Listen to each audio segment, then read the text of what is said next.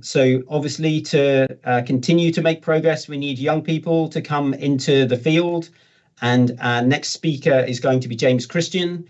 So James just started his PhD at the centre in October. So in his first year of his PhD. And his PhD really gets at the heart of some of what Tim spoke about, which is really trying to understand why immunotherapy works well for some people, but not so well for other people.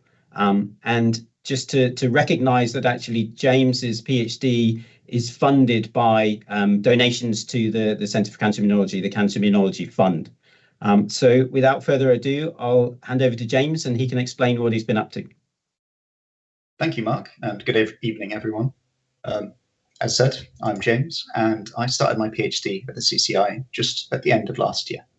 But the truth is that I've been on this path for just a while longer. You see, when I was a kid, I wanted to be a mad scientist when I grew up, though very much the mad part was optional. Simply, the world around me and how it worked fascinated me, and I always wanted to know more. That took me through secondary school and ultimately to a degree in natural sciences at the University of Bath. But even at that point, I didn't really know what I wanted to focus on, not until I attended a talk, an immunology talk by the University of Southampton. There, I learned that the immune system can fight cancer. We've already heard that today, of course, but the key part is that this is normal. You see from this video here, there's T cells tracking down and killing cancer cells. And your bodies do this every day. Even whilst we've been talking today, your bodies have probably killed a cell that could have become cancer. The problem is when cancers learn how to hide. Immunotherapy as a field helps explore why this happens and aims to empower and engage the immune system. Of course, when I heard this, I wanted to be involved. And as soon as the talk ended, I asked for a tour and ultimately a year of work experience at the Centre for Cancer Immunology. There, in 2019 and 2020, I met many of the colleagues I work with today and learned an incredible amount about cancer and how the immune system works, though ultimately my time there was cut short by the pandemic. So I popped off back to Bath, and even then I was already planning my research and seeing how I could move things forward. Though for all I'd learned about cancer, that was all quite abstract, really. And pretty soon after, my parents were diagnosed with cancer. First, my mum, and then my dad. And that's something you don't really see in textbooks. The pain of diagnosis and the sort of burden of chemotherapy and the long-term side effects afterwards. So when I was offered funding to do my PhD, charity funding, I knew then that I wanted to work on new approaches to curing cancer, because I believed that immunotherapy could do better, produce new treatments that are not only more effective, but kinder as well. And immunotherapy has already come a long way. Tim's already talked to you about immune checkpoint proteins, which is one of the most common ways that cancers can hide. These two proteins, CTLA4 and PD1, are two of the main culprits, preventing the activation of new immune responses and deactivating existing ones, leading to this sort of suppressive zone around tumours where it's hard for the immune system to get things done. And immune checkpoint inhibitors, the drugs that Tim mentioned, these antibodies, can reverse this effect, instead promoting immune activation and sustaining immune responses. And we have seen miraculous recoveries with this kind of drugs. Here, a patient with a particularly massive tumour just by their neck. You can see from these pictures, the big lump, it shrinks in just a matter of weeks. And when it was removed by surgery, it didn't come back even 3 years later. The problem, as Tim mentioned, is that this doesn't happen for everyone. And one of the key factors is that there needs to be immune cells ready and waiting to be activated. Otherwise, it's like starting a race with no runners. And the immune system has its job cut out for it. I've got two pictures here, to sort of spot the difference, to sort of show what the immune system is looking for. It's looking for small differences in cells that might indicate that it's cancerous. This one is hopefully quite easy. I can't point it out to you, but it's a purple jelly bean just near the middle on the right.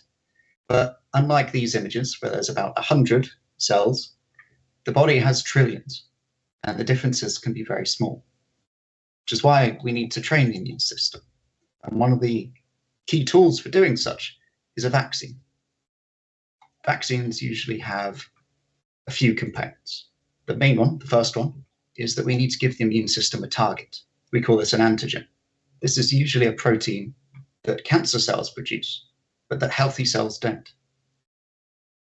If we can target that and teach the immune system to recognize it, then it can track down cancer wherever it might be, even once it's spread. The second important feature is a trigger. The immune system needs a reason to fight anything. It needs to see it as a threat. You can consider this as like calling 999. Emergency services don't show up unless they're called. Finally, repeat exposure is important. The more we can teach the body that these two things, the threat and the target, are linked, the more it will learn how to fight it. And ultimately, you end up with immune memory. And immune memory cells are special because they are essentially fully trained, sort of James Bond license to kill. And this means that they can ignore a lot of the immune suppressive effects we see around tumors, making them very good at targeting cancer. This sounds lovely in principle, but there's a few caveats. Unfortunately, the best target is often different between different patients and different tumors. And trying to find out what these targets are is expensive and difficult. Secondly, if we want to build immune memory, that takes quite a long time. And we don't want to give time for cancer to evolve and develop.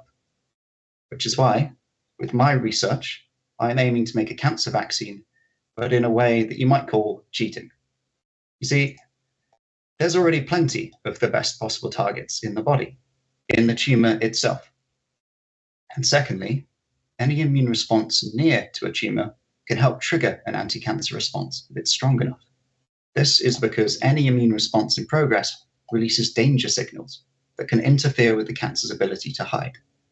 This sort of makes sense in theory, like where it'd be easier to hide, an abandoned warehouse or that same warehouse as it's being searched by the police. And indeed, you often see in the news sometimes, like someone's infection causing a tumor to shrink. And it's one of the ways that we try and treat, in particular, bladder cancer already. So we know that immune memory cells are good at attacking tumors.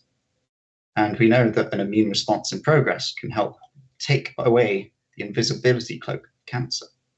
So what immune memory response could we use? Well, we've already got plenty of memory cells in the body, and some were produced very recently. So I think I might have given away from the title slide, but over 94% of people in the UK have received at least one vaccine against COVID-19. And people most vulnerable to cancer, ages 60 and up, often receive many. So I think that this is something that we can use, if only we can direct it at the tumor itself. In my research, I plan to take SARS-CoV-2, which is the virus that causes COVID-19, and take out the harmful components, essentially making a cardboard cutout that the immune system can recognize. And I plan to combine this with other immune activating drugs and inject it directly into the tumor. The aim here is that I will teach the immune system how to fight cancer by having it train on the best material available, the cancer itself. And in that way, because you're training it on the cancer, it doesn't matter where it is. Whereas a lot of vaccines tend to focus on one particular type, this, in theory, might be able to help treat many. As a sort of recap, I've got another spot the difference exercise, but this one's a little bit harder.